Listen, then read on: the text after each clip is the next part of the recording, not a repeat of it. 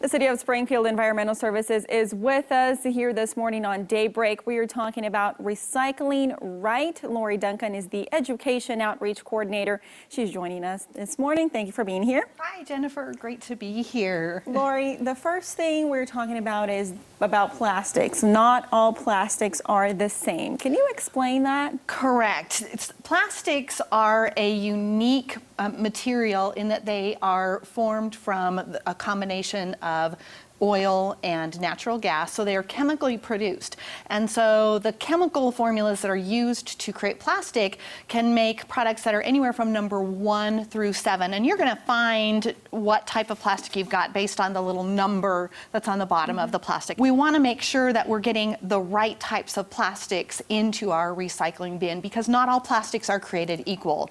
The chemical formula for a number 1 or 2 is a simpler formula, so it's an easier plastic to recycle, as opposed to those higher numbers, 5, 6, 7, are a more complex chemical formula, so they make it a little more challenging, not impossible, but definitely more challenging to recycle. Okay, so if I have a 1 and 2, then that is for sure going in the recycling bin. If I have a 5, 6, 7, do I still put it in that same bin, a separate bin? What do I do with it? You can. At the city's recycling facilities, we right now accept all numbers 1 through 7. And what we have to remember as consumers is that our recycling bin is really the first step in the recycling process. And so we are collecting the equivalent of raw materials that could potentially be turned into something new, but we get to control the quality of the material. So the best thing we can do is put it in there, but make sure that it's clean, it's dry, and it's definitely the right type of plastic. The best thing we can do is make sure things are cleaned out. So my single-use plastic water bottle,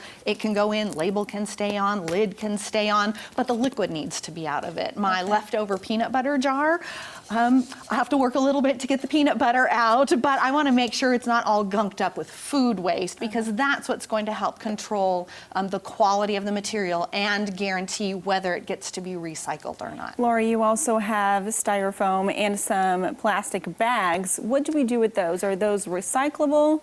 Yeah, it's so sad because we have so much of this. I went out to dinner the other night and I couldn't eat all my food, so I had my lovely styrofoam takeout box. Food grade styrofoam is not recyclable, so sadly this has to go into the trash can. My produce bags, my plastic shopping bags, my Ziploc baggies, plastic straws, my insulated coffee cup, none of those are items that are recyclable, and so sadly those have to go into the trash. So if we're looking at mostly purchasing things that can be recycled and trying to downsize the number of materials that can't be recycled, these are what are considered tanglers. So if these get into the equipment at the materials recovery facility, they're going to tangle up their equipment and just slow the process down even further. Okay, so in the trash can, try to avoid them if you can. Correct. But they're not recyclable. They would go in the trash can. Right. All right, Laurie Duncan with the city's Environmental Services. Thank you so much for being here with us. Thank you, Jennifer. We'll be right back with more right here on Daybreak.